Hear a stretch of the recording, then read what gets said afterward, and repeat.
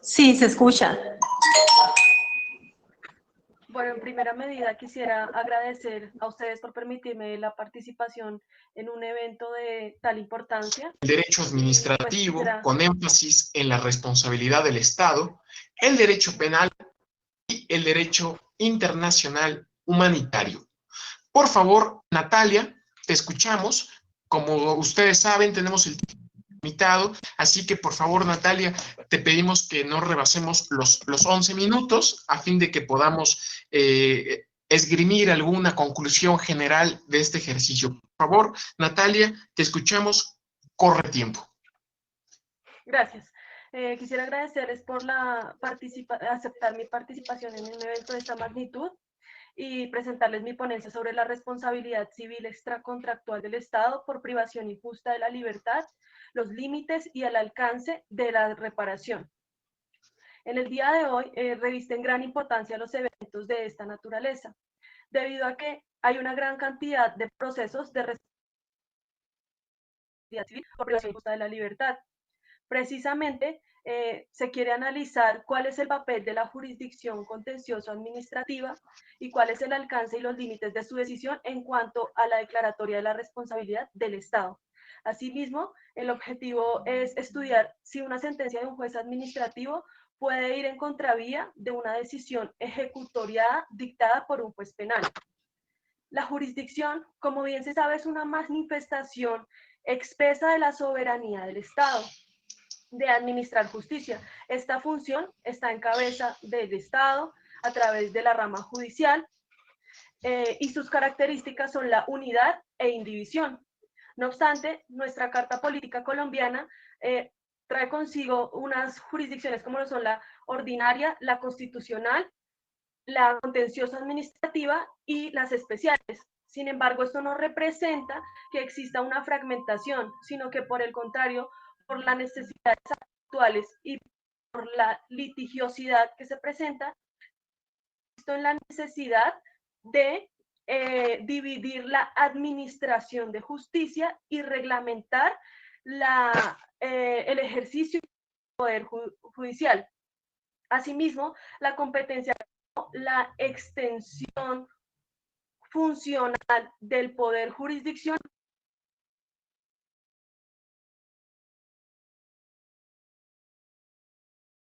se señala que no existe un empleo público que antes no tenga una regulación de sus competencias tanto en la ley como en el reglamento. Por lo cual, existe un principio de legalidad que señala que los funcionarios públicos responderán no solo a la ley o a la Constitución, sino también por la limitación u omisión de sus funciones. Es por esto que el juez administrativo, al momento de proferir una decisión en materia de responsabilidad, debe sujetarse a sus competencias y no extralimitarse. Debemos hablar también de las fuentes. En materia constitucional tenemos el artículo 90, que es la cláusula general de responsabilidad, que consagra que el Estado va a responder por los daños que le sean imputables ya sea por la acción u omisión de los funcionarios públicos. De la misma manera, la jurisprudencia ha sido versátil, tanto en el Consejo de Estado, sección tercera, que es aquella encargada de los asuntos de contratación y de responsabilidad por los daños ocasionados a particulares, ha señalado y ha tenido como eje fundamental la libertad, en donde señala que una privación será injusta en la medida en que no se haya desvirtuado o no se haya podido probar la autoría o participación de una persona en la conducta punible o cuando en virtud del indubio pro reo la persona resulta absuelta. De igual manera, la Corte Constitucional en la sentencia de unificación del 2018 señala que una privación de la libertad será justa en tanto se desvirtúe ese principio de inocencia y señala también una causal de ausencia de responsabilidad que es el hecho de la víctima, que se explicará más adelante. En Colombia, la Constitución define la libertad como un pilar central del Estado social de derecho. Asimismo, la libertad cuenta con tres dimensiones. No solamente es un principio y un valor, sino también es un derecho. Y como todo derecho está sujeto a limitaciones, a excepción de la dignidad humana, claro está. Estas limitaciones se pueden presentar para procurar el cumplimiento de los derechos de los demás, en procura del interés general y de la misma manera en situaciones excepcionalísimas. Tiene una regulación especial en materia penal, en donde se ha señalado que una persona no podrá ser privada de su libertad sino en virtud de un mandato previo escrito por una autoridad competente, por unos motivos previamente consagrados en la ley y cumpliendo con las formalidades de la misma. Entonces, finalmente, la Constitución ha señalado que para la imposición de una medida privativa de la libertad se necesita evaluar los principios de racionalidad, proporcionalidad y legalidad de la medida, entendiendo y analizando las situaciones de cada caso en concreto. Por otro lado, es importante hablar del habeas corpus. En Colombia no solamente es un derecho, sino también es una acción que la persona cuando está privada de su libertad tiene la posibilidad de incoar cuando considera que lo está haciendo de manera injusta. Y dentro de las 36 horas siguientes se deberá resolver su posición. ¿Por qué es importante esto? Porque el Consejo de Estado y la Jurisprudencia Administrativa ha señalado que cuando opera el habeas corpus es un reconocimiento por parte del Estado que esa privación fue injusta. Por lo tanto, se abre la puerta a una indemnización y también hay una facilidad probatoria en un futuro proceso de responsabilidad. ¿Cuáles son los títulos de imputación en materia de privación injusta de la libertad? Generalmente, a título de falla del servicio, entendida esta como cuando por una acción u omisión de una autoridad se incumple con una obligación que está en cabeza del Estado, o a título de daño especial. Daño especial entendido como cuando una persona sufre una carga adicional en virtud del interés general. Asimismo, la Corte Constitucional, como ya lo había mencionado, ha señalado una causal de ausencia de responsabilidad y fundamentalmente ha desarrollado la causal de hecho de la víctima, la cual ha sido entendida como cuando la persona, ya sea por culpa o dolo o no, interpuso los recursos de ley, intervino y contribuyó de manera contundente y excluyente a la producción de su daño. Es decir, la persona, aunque no tuvo un actuar delictivo, con su conducta sí llevó al juzgador a un estado de sospecha. Cuando opera una causal de ausencia de responsabilidad, es necesario aclarar que no está haciendo un reproche respecto de la culpabilidad entendida como elemento de la responsabilidad penal, sino que se limita al estudio del dolo y la culpa en la responsabilidad civil. Asimismo, y para finalizar, la indemnización en Colombia, en la responsabilidad se indemniza el daño y nada más que el daño. Entonces, se tiene como el daño antijurídico que lesione un derecho o un bien tutelado por el ordenamiento y que este sea cierto. ¿Qué implica que sea cierto? Que sea susceptible de apreciación material y jurídica, reconociendo así los daños materiales e inmateriales porque hay una reparación integral. En los daños materiales se conoce, como ya sabemos, el daño emergente y el lucro cesante. En el lucro cesante es importante aclarar que la persona debe probar que estaba en una edad productiva. ¿Esto por qué? Porque en materia de responsabilidad hay una presunción en donde la persona será indemnizada por al menos un salario mínimo si estaba en esta edad productiva. Claro está, es una presunción legal que admitirá prueba en contrario. Por otro lado, los daños inmateriales han sido reconocidos por la jurisprudencia administrativa.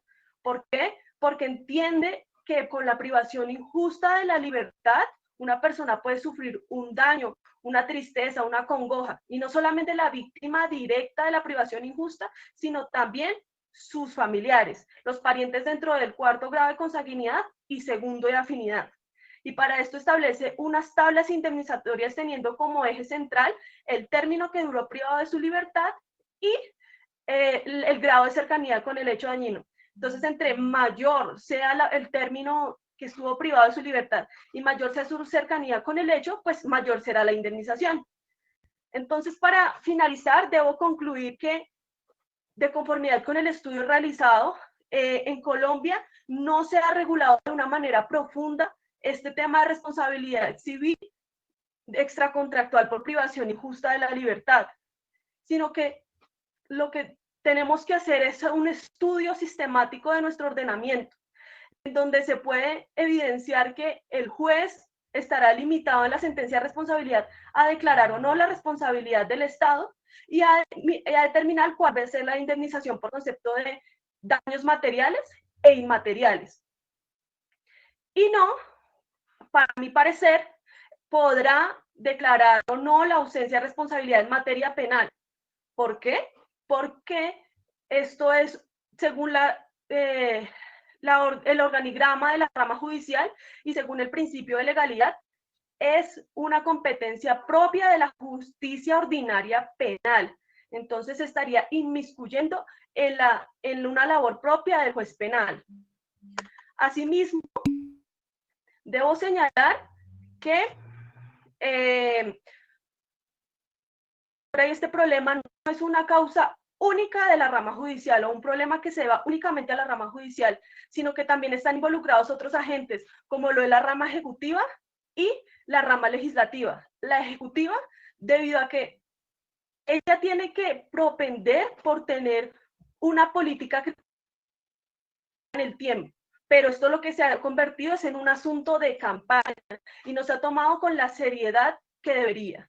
Asimismo, la rama legislativa lo que ha hecho es un aumento y una creación de nuevos delitos, aumento de penas, sin preguntarse un por qué o un para qué de las mismas, e ignorando los conceptos del Consejo de Política Criminal. Y por último, los medios de comunicación, pese a no ser una rama del poder público, han incidido grandemente en las decisiones de los jueces penales. ¿Por qué? Porque masifican esta información y lo convierten en un asunto de interés general que se va a convertir entonces en un doble juicio, un juicio social y el juicio jurídico que pues terminará llevando a decisiones que se cometan es por la presión mediática. Lastimosamente, en Colombia parece ser hasta ahora un problema de no acabar. La Fiscalía ha señalado que de 2011 a 2018 ya se han hecho condenas por el valor de 1 billón de pesos colombianos por este concepto, lo cual representa también un menoscabo para el erario público, y también señala la situación de vulnerabilidad en la que se encuentra un agente dentro del proceso penal, donde se puede interponer una medida de aseguramiento privativa de la libertad, desconociendo aún así las garantías constitucionales de la persona. Debo finalizar con aquella frase de Martin Luther King, que dice que una injusticia en cualquier lugar es una amenaza para la justicia en todas partes. Muchas gracias.